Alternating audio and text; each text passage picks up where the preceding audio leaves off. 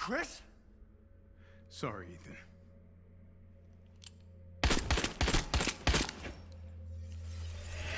Why? So, Capcom just had their Resident Evil showcase, and honestly, it wasn't very good. Now, don't get me wrong, it started off really strong with a brand new trailer for Resident Evil Village. It sets up a bit of a mystery between Ethan and Mia. It gives us a much clearer look at the village and the castle that the game takes place in. It introduces us to what I assume are the villains and gives us little hints at what's going on. And it looks absolutely stunning. I was getting huge Bloodborne vibes from a lot of the stuff in this, from the enemies to the surrounding areas. The castle just looks like Canehurst. There is so much Bloodborne in this, and to be honest, I can get behind that, and I can't wait to see what's going to happen, because what changed? What made Ethan go from being just an everyman plain avatar for us to play as in 7 to being someone who seems to be quite significant to this village? We've got news that there's also a PS4 and Xbox One version, which is good for people that don't have current gen consoles yet. We've got a release date, May 7th, 2021, which is coming out a lot sooner than I thought it was going to be coming. And there's a bunch of special edition stuff that I don't really care about. And there's digital pre-orders, which I personally think are a load of crap anyway. We did, however, get our first proper look at actual gameplay. We're playing as Ethan again, it's first person again, and the story seems to be revolving around Ethan looking for his, and I'm assuming Mia's, kidnapped daughter? And it does look really good. It looks really nice, considerably better than 7, and 7 was already an incredible looking game on the 4.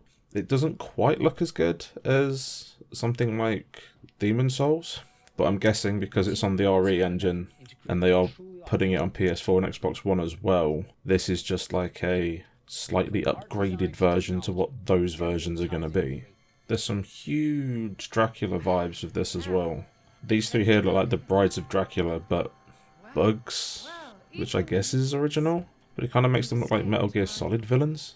I'm not a fan of the big crosshair in the middle of the screen. It's not there in 7, it shouldn't be here in this. I'm hoping that there's an option to get rid of it and just use the little dot that appears when you aim. Guarding seems to have more of an emphasis this time around, and I love the fact that you can push enemies away. In 7 it was really annoying when you'd guard and just stand there like a muppet. All these guys look like they should be in Bloodborne. I'm hoping that movement's going to be better, because I don't know how you're supposed to fight a hammer boy if the movement's similar or the same as 7. I'm not happy about this. I wasn't a fan of the case from Resident Evil 4. I thought 7 did a great job of streamlining the inventory. So just adding the case, it's just adding extra steps. It's just adding extra micromanagement, and I'm not a fan. I'm not a fan of the design of the merchant character either. He's too big, too grotesque, kind of too cartoony. In fact, a lot of what I've seen of 8 makes it look a little bit like it's gone in the direction of Resident Evil 4 in that kind of weird. 7, as weird as it was, it felt grounded for a Resident Evil game. But this seems to have gone into the Resident Evil 4 design. And I wasn't the biggest fan of the villain characters in 4. They felt a bit cartoonish, a bit anime. And this seems to have the same kind of vibe to it. I'm hoping that we'll get a flamethrower to take care of these women, because shooting insects isn't going to do anything.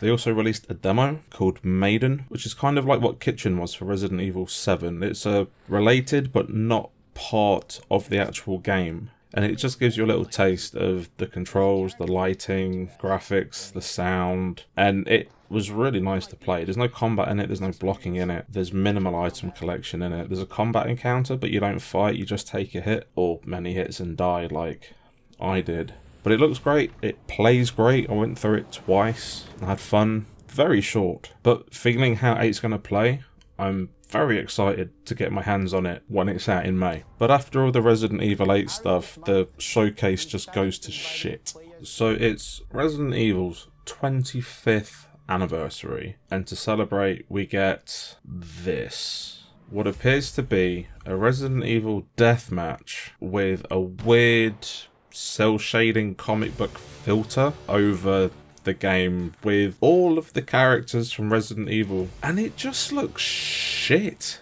It really doesn't look good. Capcom, please stop trying to make Resident Evil multiplayer, squad-based, deathmatch, wave-based. No one likes it. You're not very good at it. You've had a terrible history of it. Nobody wants this. If you're so insistent on making a multiplayer Resident Evil game, just bring back Outbreak. And now we have a collaboration with Ubisoft and The Division 2. All I'm going to say about this is fuck Ubisoft. This is a terrible idea and Capcom really shouldn't have gone with it. And to end, we get more news about the animated Netflix movie with clips from the trailer that we saw last year with no new information and no release date. So the inclusion of it on this showcase was completely pointless. And that was it. The showcase for Resident Evil's 25th anniversary was here's some news about 8, which I was very grateful for, been looking forward to that for a while.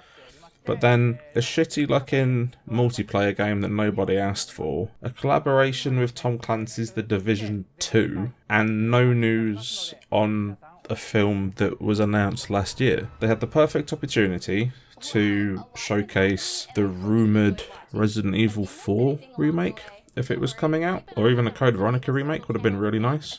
I would have been happy with a remake of the original Resident Evil in the RE engine with the over-shoulder perspective of Resident Evil 2 and Resident Evil 3 remakes.